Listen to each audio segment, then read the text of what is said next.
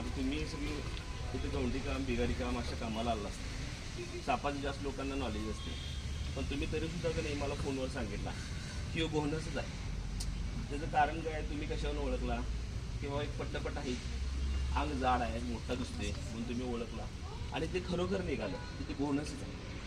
ही गोष्ट बरोबर आहे. आता आपण इथं आल्यानंतर काय केलं, व्यवस्थित त्याला स्टिकला पकडलं, बरणीमध्ये घातलं. त्याला पोत्यामध्ये आपण का घातलं नाही, बरणीमध्येच का घातलं, तर पोत्यामधनं त्याचा दात लागू शकतो, पण बरणीमधनं त्याला चावायला जागा नाही. आपण त्या सापाला हात लावला का, आपण सापाला हात लावला नाही, त्याला स्टिकनंच पकडला, स्टिकनंच बरणी ढकलला आणि तो व्यवस्थित जाऊन बसला. त्यामुळं काय झालं, साप पण सुखरूप राहिला, माझा पण जीव वाचला. माझा वाचला तर मी 10 जणांना वाचू शकतोय आणि तुमचा पण वाचला. तुम्ही चांगली भूमिका काय घेतला, साप दिसला तर मित्राला फोन लावला, लक्ष ठेवला आणि आम्ही तो साप पकडला.